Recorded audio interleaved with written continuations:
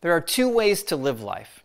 We can live in a way that we spend less than we make, or we can live in a way that spends more than we make. Now, I suppose you could argue there's a third way, spend exactly the same amount as you make, and that may be true, but unexpected emergencies happen all the time. And spending exactly the same as you make only lasts until your next financial emergency, and then you'll find yourself squarely in the second group, outspending your income.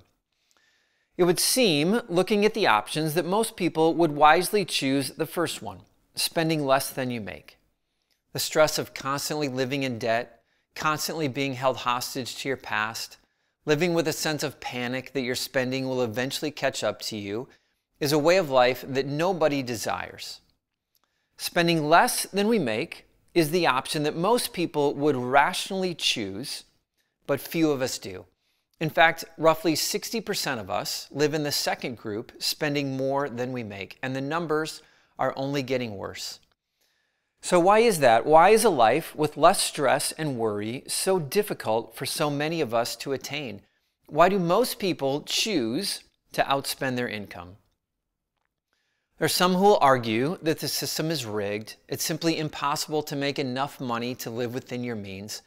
And of course, that may be the reality for some, but it's certainly not the reason for most. And most importantly, it's probably not the reason for your choices.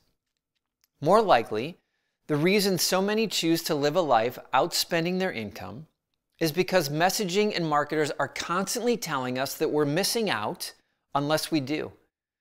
Consider this, you can't hardly turn anywhere inside our civilized society without being bombarded with advertisements promising a better life than you're living if and only if you're willing to spend to get it. We're promised a better life by spending more with almost every turn of our head. The newest gadget, the cool new trip, the can't miss technology, even the hot new experience that everyone is supposedly taking part in. The promise is so ingrained in our subconscious from the moment we are born that we subtly and unintentionally fall into the trap. And an increasing income doesn't quench the desire. Offers for a better life only grow with our income. There's nicer cars, there's bigger houses, there's fancier meals, there's more luxurious vacations. The temptation to overspend never, ever ends.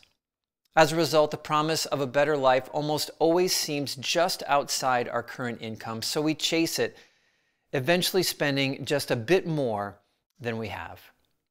But it's better to live cheap under budget than to live luxuriously in debt.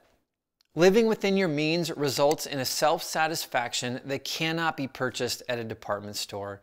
It results in a restful calm at the end of the day that can never be experienced at a fancy hotel.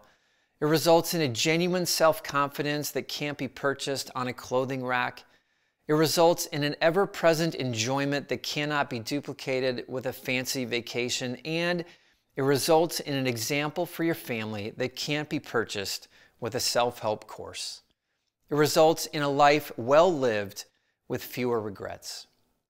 The world will tell you spending more is the key to a better life, but I can attest it is better to live cheap under budget than it is to live luxuriously in debt.